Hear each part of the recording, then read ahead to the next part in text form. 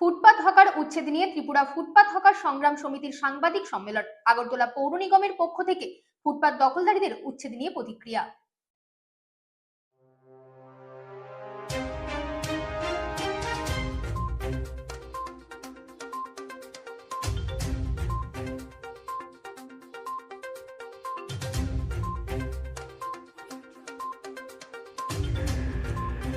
মজদুর monitoring cell এবং ত্রিপুরা ফুটপাত hawker সংগ্রাম সমিতির পক্ষ থেকে সাংবাদিক সম্মেলন করা হয়। আগামীকাল রাতের বেলায় আগরতলা পৌর নিগমের পক্ষ থেকে ফুটপাত দখলদারীদের উচ্ছেদ করেছিলেন, সে বিষয় নিয়ে সাংবাদিক সম্মেলন করেন সভাপতি বিপ্লব কর।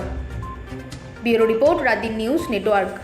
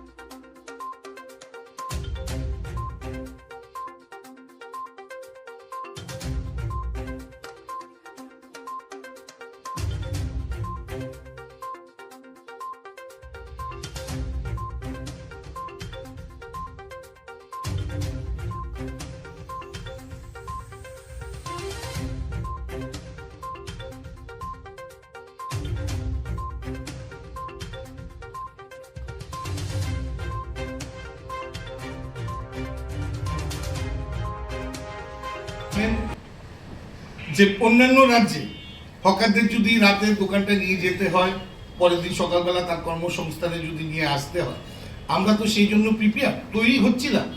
একটা সময় লাগবে, একটা রাখার ব্যবস্থা আমরা করতে হবে, প্রত্যেকটা ব্রাঞ্চে গিয়ে মিটিং করে তাদের সাথে আলোচনা করে একটা পরিস্থিতির ব্যবস্থা করতে হবে।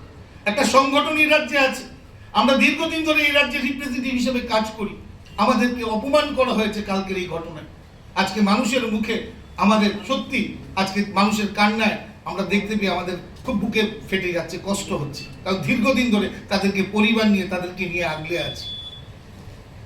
যারা প্রশাসনে আছে, বিশেষ করে আমি প্রশাসনকে বলবো না, আমি দলের নেতৃত্বকে বলবো যে গত 8 বছরে এই আগরতলা শহরের যারা শ্রমিকরা আছে, আজকে সিপিএম এর মিটিং বলুন, সিআইটির মিটিং বলুন, কংগ্রেসের মিছিল বলুন, কোথাও লোক যায় না। সেই লোকগুলোকে রাষ্ট্রবাদী বিচারধারা নিয়ে রাষ্ট্র নির্মাণে সেই কাজগুলো আমরা করি। তার জন্য তাদের বড় বড় মিছিল হয় না, কোনো লম্বা লম্বা মিছিল হয় না। আজকে রাষ্ট্রবাদী বিচারধারা নিয়ে কাজ করি, আমরা একটা সিস্টেমিক মাধ্যমে কাজ করে আমরা এইভাবে কাজ করে আজকে হকারদেরকে এইভাবে লাঞ্ছনা করা হয়েছে। আজকে তাদের সামান্য অর্থ, তাদের যে মালপত্রগুলো, সেই মালপত্রগুলো তাদের কি হবে, কোথা থেকে ক্যাপিটাল পাবে, তাদের পরিবারগুলো কিভাবে চলবে, কি একটা সমস্যার সম্মুখীনে ফেলেছে। এখনই আস্তে আস্তে আমার হকার ভাইরা বলছিল যে পশ্চিম থানার সামনে নাকি বিশাল বড় পুলিশের ফোর্স।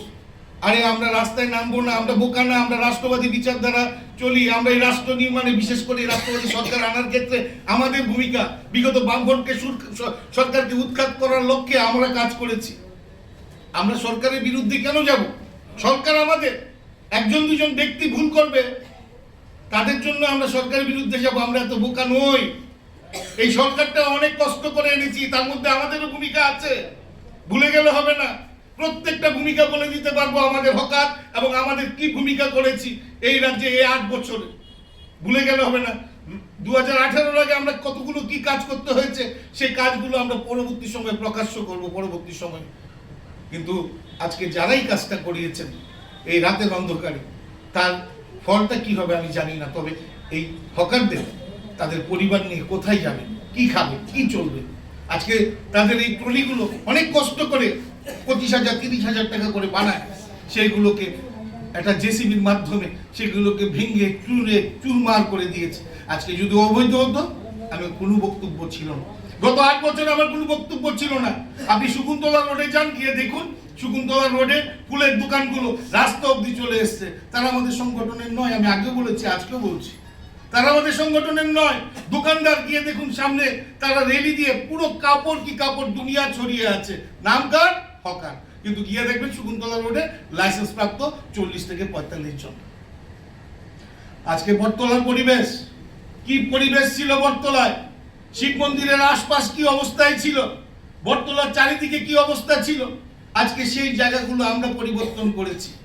আজকে শহরের উপরে কোনো অ্যাক্সিডেন্ট, কোনো একটা ঘটনা, দুর্ঘটনা, সেগুলো আমরা সংগঠনের মাধ্যমে আলোচনা করে শ্রমিকের মধ্যে, তাদের মধ্যে আলোচনার মাধ্যমে সেই সমাধানগুলো আমরা করি। কি কাজটা না করি, কিন্তু এই হকারদেরকে এইভাবে অপমান আমাদেরকে করা, হকারকে অর্থনৈতিক ক্ষতিগ্রস্ত করা, আমরা জীবনে সেটা বিশ্বাস করতে পারি। তাই আমরা এই বিষয় নিয়ে আমরা কেন্দ্রীয় আমাদের লোকসভা সাংসদ বিপ্লব কুমার দেব মহাশয়ের সাথে আমি সাক্ষাৎ করার চেষ্টা করছি বা ওনার সাথে কথা বলার চেষ্টা করছি, ওনাকে বিষয়টা জানাবো।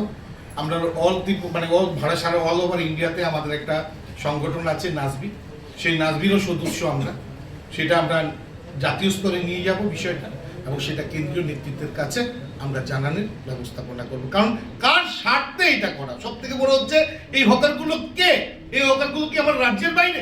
সরকার কার জন্য প্রতিষ্ঠিত? সরকার কারা প্রতিষ্ঠিত? মানুষের জন্য সরকার না, সরকারের জন্য মানুষ, মানুষের পরিষেবা দেওয়ার জন্য সরকার। এই কথাটা ভুলে গেলে হবে না। আমাদেরকে ডাকতে পারতেন, আলোচনা করতে পারতেন, বলতে পারতেন, দেখতেন আমরা কি করি না করি। আমরা ভুল পেতে আমরা হাত দেবো না, জানি চক্রান্ত, এটার পেছনে অনেক চক্রান্ত আছে। ভেবেছে হকারদের লেলিয়ে দিয়ে রাস্তায় নামবো, এই বোকা আমরা কাজ করি, আর সরকারটা আমাদের, এই সরকার আনতে আমাদের প্রত্যেকের ঘাম গড়িয়েছি, অস্বীকার করলে হবে না।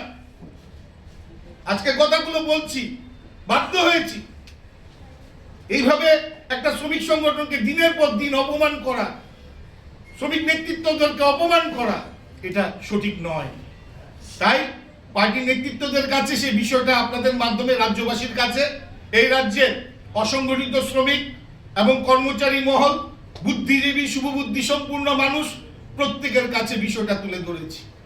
যারা অবৈধ দোকান তারা কিন্তু আগেই তুলে নিয়েছে, কিন্তু বৈধ দোকানগুলো যারা লাইসেন্স প্রাপ্ত, এই শহরটা আমাদেরও, আমরা কেন চাইবো না শহর সুন্দর হোক? এই জিনিসটা আমরা বুঝতে পারতাম না। একবার আমাদের সাথে আলোচনা করার দরকার, প্রয়োজন ছিল।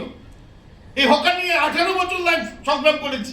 বিগত বামপন্থীরা বলে রক্ত চক্ষুর ভয় অপেক্ষা করে শ্রমিকরা আমরা একসাথে ঐক্যবদ্ধ হয়ে কাজ করছি, তার প্রমাণ সাক্ষী আপনারা সাংবাদিকরা আছে, দেখেছেন গুটি গুটি পায়ে করে কিভাবে সংগঠনকে এগিয়ে নিয়ে সংগঠন বৃদ্ধি করেছি।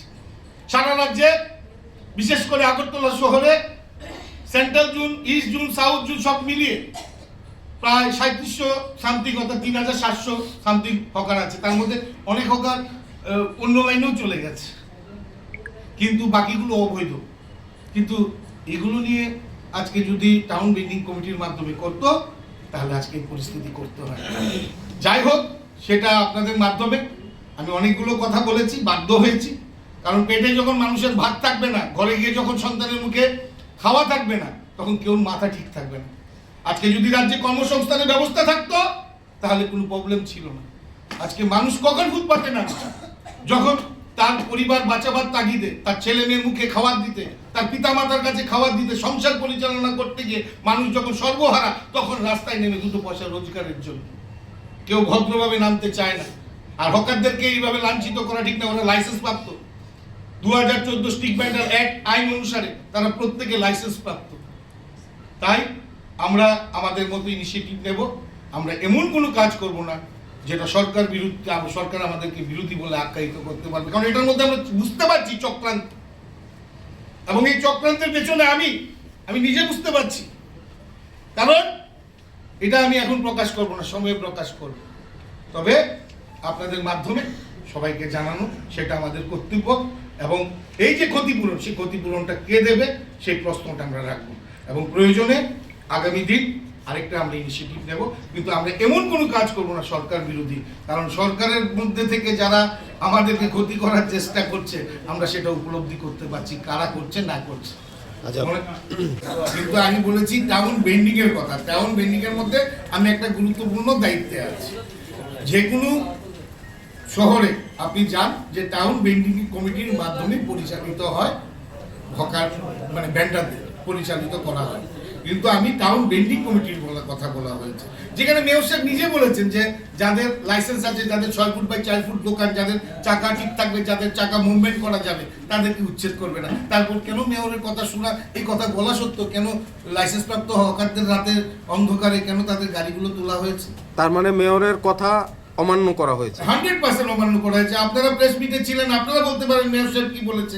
মেয়র সাহেব স্পষ্ট ভাষায় বলেছে যে যারা লাইসেন্স আছে, যাদের লাইসেন্স আছে তাদের 6 ফুট বাই 4 ফুট এবং চাকা, সেই চাকাগুলো যাতে হাওয়া দেওয়া থাকে, মুভমেন্ট করা যায় এবং 6 ফুট বাই 4 ফুট ট্রলি হতে হবে। এই দেখুন, সব থেকে বড় বিষয় হচ্ছে যারা উচ্ছেদ করেছে প্রত্যেকটি লোকের নাম বটতলায় 45 জন লাইসেন্স প্রাপ্ত, তাদের এই যে নাম প্রত্যেকের বটতলাতে এই 45 জন লাইসেন্স প্রাপ্ত এবং লাইসেন্স হোল্ডার সবাই লাইসেন্স হাতে নিয়ে বসে আছে। আপনারা ছবিটা তুলতে পারেন। এই লাইসেন্স প্রাপ্ত লোকদের আজকে উচ্ছেদ করেছে। আমি রাগ করবে, আমাদের রাগ করার কারণটা কেন, আমাদের এই বিষয়গুলো নিয়ে কথা বলার কারণটা কেন? এই যে প্যারাডাইস চৌমুহনীতে 8 জন দোকান লাইসেন্স প্রাপ্ত, তাদেরকে করা হয়েছে। কার সাথে, কিসের সাথে? এই লোকগুলো কি আমাদের রাজ্যের নয়? এই লোকগুলো কি আমাদের নয়? সরকারের কাজ, পৌর নিগমের কাজ কি মানুষের সাথে কাজ করা নয়? তাহলে কি এই বিষয় নিয়ে আপনারা মেয়র সাহেবের সাথে কথা বলবেন? অবশ্যই বলবো কথা, কারণ মেয়র সাহেব মুখে এক কথা যেটা বলেছে মিডিয়ার সামনে, আজকে বাস্তবে সেটা নয়। তো সেটা কেন এরকম হয়েছে সেটা আমরা অবশ্যই জানার অধিকার রাখি। আমরা ওনার সাথে আমরা কালকেই সাক্ষাৎ করবো, আজকেই করতাম, কিন্তু আজকে আমাদের মধ্যে আলোচনা আছে এবং সেই আলোচনাগুলো কার কি ক্ষয়ক্ষতি হয়েছে পুরোটা ডিটেলস আরও কিছু আসার বাকি আছে, সেগুলো আমরা নেব। কাল কতটুকু মাল কি ছিল, কত টাকার মাল ছিল, আজকে সেগুলো আমরা লিস্ট করব। পরে কালকে মেয়র সাহেবের সাথে সাক্ষাৎ চাইব, নিজের সাক্ষাৎ দেয় আমরা অবশ্যই সাক্ষাৎ করব এবং সেখানে ওনার সাথে আমরা আলোচনা করব যে ওনার কথা এবং কাজে মিল নেই কেন। যাদের ক্ষয়ক্ষতি হয়েছে, আপনার কি মনে হয় মেয়র থেকে কি আপনারা সেই ক্ষতিপূরণ দাবি করতে পারবেন বা ক্ষতিপূরণ পাওয়া যাবে বলে মনে করছেন? সরকার কাদের জন্য? মানুষের স্বার্থে সরকার।